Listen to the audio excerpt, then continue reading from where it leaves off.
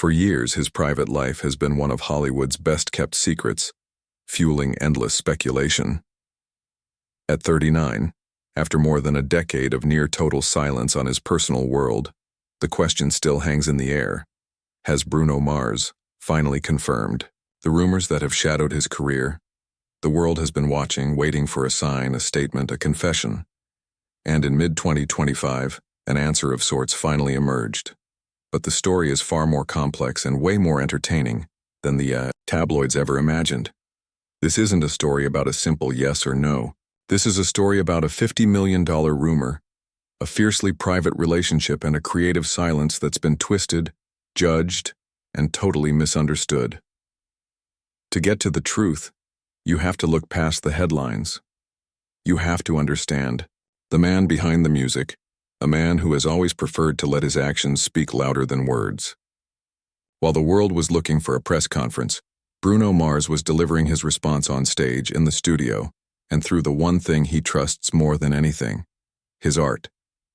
This is the story of how, without saying a word, Bruno Mars confirmed the biggest rumor of all, that he operates on a different plane, governed by his own rules in a world of his own making. The truth, as it turns out, was never going to be in a statement. It was hidden in plain sight all along. To understand the silence, you have to go back to the beginning. Before the Grammys, before the Super Bowl halftime shows, before the whispers of Vegas fortunes won and lost, there was Peter Gene Hernandez. Born on October 8, 1985 in Honolulu, Hawaii, Bruno Mars was never destined for a quiet life. Music wasn't just a passion in his household, it was the family business. His father, Peter Hernandez, a percussionist of Puerto Rican and Jewish heritage, and his mother, Bernadette San Pedro Bayo, a singer and hula dancer of Filipino and Spanish descent, were the heart of a Vegas-style revue. Their family band, the Love Notes, was a local fixture, a whirlwind of vibrant costumes and classic show tunes. Into this world of performance, a tiny titan was born. By age 4, little Bruno was already a headliner. He became famous on the island for his uncanny impersonation of Elvis Presley, a pint-sized king with a booming voice and swagger to match, a cameo in the 1992 film Honeymoon in Vegas. As little Elvis seemed to seal his fate. This wasn't just a kid playing dress-up, it was an apprenticeship. He was learning more than just lyrics and dance moves. He was learning about the anatomy of a performance, the sacred bond between an entertainer and their audience, and the relentless work ethic required to hold a crowd in the palm of your hand. While other kids were on the playground, Bruno was studying the masters, Elvis, James Brown, and Michael Jackson. He wasn't just imitating them, he was dissecting their genius, absorbing their energy, their precision, their soul. This upbringing forged a unique kind of artist.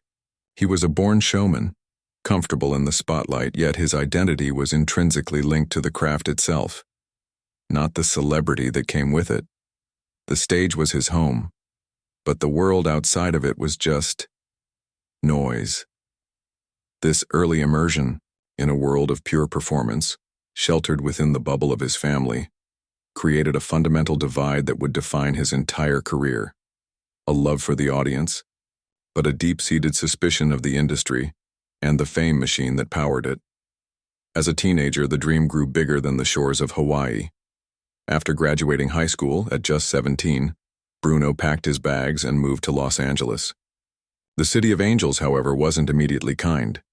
The precocious talent that had made him a star in Honolulu was met with a wall of indifference. He landed a deal with Motown Records in 2004, a dream come true for an artist so steeped in its history, but it quickly turned into a nightmare. The label didn't know what to do with him. His genre-bending style, which would later become his signature, was seen as a commercial liability. He was too pop for R&B, too soulful for pop, too retro for the modern soundscape. Less than a year after being signed, he was dropped.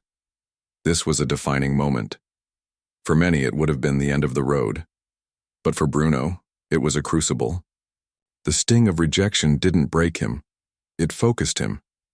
He realized that to control his destiny, he first had to master the architecture of music itself. He couldn't just be the face in front of the microphone. He had to be the brain behind the mixing board. It was during this period of struggle that he connected with aspiring songwriter Philip Lawrence and sound engineer Ari Levine. Together they formed a production and songwriting trinity known as the Smeezingtons. The name might have been playful, but their ambition was deadly serious. Holed up in a small studio, they became a hit factory, a secret weapon for the biggest names in the industry. They crafted the infectious hook for Flo Rida's Right Round, the global anthem Wavin' Flag for Kanan, and the defiant, unforgettable melody of CeeLo Green's Fuck You. Bruno was learning the science of sound, the mathematics of a hit record. He was building his arsenal, not as a frontman, but as a creator. This period was crucial for another reason. It taught him the value of anonymity. As a behind-the-scenes writer, he could achieve massive success without the soul-crushing scrutiny of the public eye. He saw firsthand how fame could warp artists and suffocate creativity. He was on the inside, observing, learning and hardening his resolve to do things differently when his turn came. His turn came in 2009 and 2010. After years of writing for others, his unique and undeniable voice began to break through on the very hooks he was writing. His feature on B.O.B.'s Nothin' on You and Travie McCoy's Billionaire became the sound of the summer. Suddenly, the industry that had once dismissed him was clamoring to know who the man with the golden voice was. Atlantic Records finally signed him. This time he was ready. He wasn't just a singer. He was a fully formed artist, a producer, a writer, and a visionary who knew exactly what he wanted. His debut album, Doo-Wops and Hooligans, released in late 2010, was a culmination of everything he had learned. Singles like Just the Way You Are and Grenade were global smashes, establishing him as a certified superstar. But even as he was launched into the stratosphere of fame, the lessons of his past remained. He was a performer, but he was not public property. The world could have his music, his showmanship, his art, but Peter Gene Hernandez? He was off limits. This foundational belief is the key to understanding the silence that would later baffle the world. He had built a fortress around his private life long before the first rumor ever began to circulate. Fame for Bruno Mars was a tidal wave. After the monumental success of Doo-Wops and Hooligans, his star only kept rising. The 2012 album, Unorthodox Jukebox, was powered by the chart-obliterating force of Locked Out of Heaven. Then came the 2014 Super Bowl halftime show, a performance so electrifying it cemented his status as one of the greatest live entertainers of his generation. And with Mark Ronson's Uptown Funk, he didn't just have a hit, he had a global, cultural phenomenon. His third album, 24K Magic, swept the 2018 Grammy Awards, winning Album of the Year, Record of the Year, and Song of the Year. He was, by every metric, on top of the world, a critical darling and a commercial juggernaut. Yet, as his public success reached its zenith, his private life became an even more impenetrable fortress. In an age of oversharing celebrities, Bruno Mars was a ghost. He gave interviews sparingly, and when he did, he was charming and witty, but always guarded. He'd talk music, craft, performance. But his life, his relationships, the door was firmly closed. This deliberate privacy created a vacuum, which was soon filled with whispers. The most enduring of these concerned his relationship with model and actress Jessica Caban.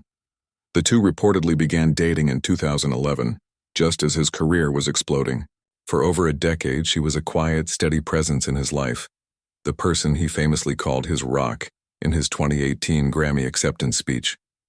But their relationship was fiercely protected, and they were rarely seen in public together. This intense privacy backfired. By early 2024, the lack of public sightings fueled intense speculation that the couple had split after more than a decade. In January 2025, a comment from Caban on her own Instagram fanned the flames. When a follower expressed sadness over the rumored split, she replied, "I will always celebrate and be happy for all of his continued achievements." Cheering from afar. Cheering from afar was dissected endlessly. Was it a confirmation, or just a reflection of their long-standing arrangement? Neither Mars nor Caban offered any clarification. Their silence was a blank canvas. But the relationship. Rumors were soon eclipsed by a far more explosive story. In March 2024, a report from News Nation claimed that Bruno Mars had racked up a gambling debt of over $50 million to MGM Resorts, the very company with which he had a multi-million-dollar residency. The story painted a grim picture of a star owned by the casino, with his nightly earnings going to pay off this colossal debt. MGM basically owned him, an anonymous source alleged. The story spread like wildfire. It was shocking, dramatic, and, for some, it seemed to explain his seemingly endless Las Vegas residency. The narrative was too compelling for the internet to ignore, the tragic artist consumed by his vices. The response from MGM was swift and unequivocal. In a statement, the company flatly denied the story. "We're proud of our relationship with Bruno Mars, and any speculation otherwise is completely." As 2024 progressed, the narrative surrounding Bruno Mars had become dominated by rumor. The world was watching him, but not for his music. They were watching for a crack in the facade. In this environment, any move he made was scrutinized for what it might reveal about his personal struggles. And then he finally made his move.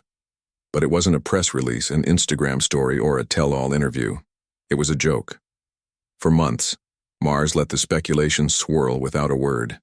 He continued to sell out his Las Vegas shows, performing with the same electric energy his fans had come to expect. His residency at Park MGM was, by all accounts, a massive success, a testament to his enduring partnership with the very company he was rumored to be indebted to. He was quietly proving the narrative wrong with his actions, showing the world a thriving artist, not a trapped one. The real turning point came in January 2025. As the rumors continued to bubble, Spotify announced a monumental achievement. Bruno Mars had become the first artist in the platform's history to reach 150 million monthly listeners. It was a massive milestone, a clear sign of his global dominance, and he decided to use that moment to finally and hilariously address the elephant in the room. Sharing the news on his Instagram story, he added a short, witty caption, "Keep streaming. I'll be out of debt in no time." With one sentence, he did what months of corporate denials couldn't. He deflated the entire rumor with humor. He wasn't defensive, he was playful. It was a masterful pivot. Instead of getting angry, he got funny. He changed the conversation not by fighting the narrative, but by joining in on the joke. He later doubled down on this approach. When asked about the debt rumors, he reportedly laughed and said, "Absolutely not. I love the lore that I am a Las Vegas lounge singer in debt to the mob. I can work with that." This was the moment the storm broke. The song that drowned out the noise wasn't a new single. It was the sound of Bruno Mars laughing along with the rest of the world. He looked anything but a man in crisis.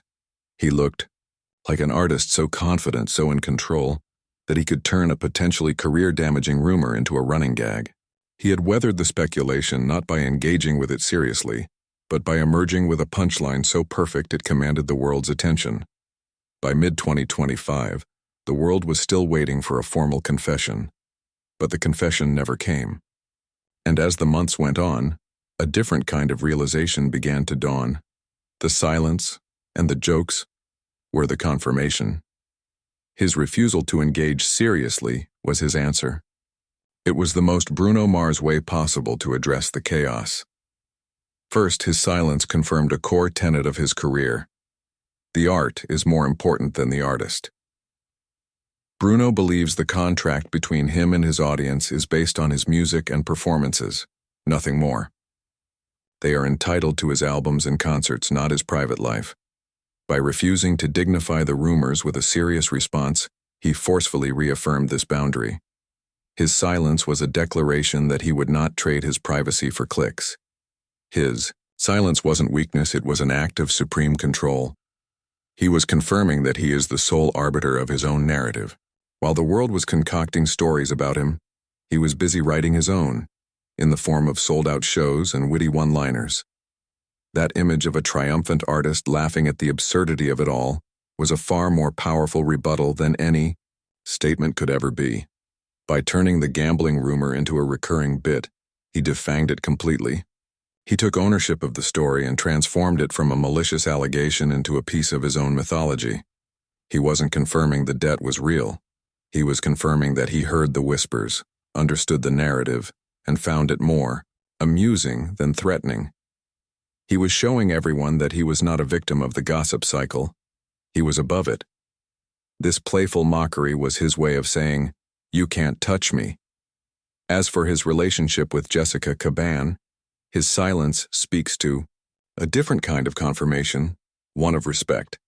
In a world where celebrity breakups are often public spectacles, the quiet surrounding their potential separation is a testament to a deep respect for their shared history. Whether they are still together or have gone their separate ways, their refusal to air their private life is a powerful statement. It confirms their relationship was and remains something they value too much to turn into tabloid fodder. Her graceful comment about cheering from afar confirmed her continued support, and his silence in turn protects her privacy and honors their bond.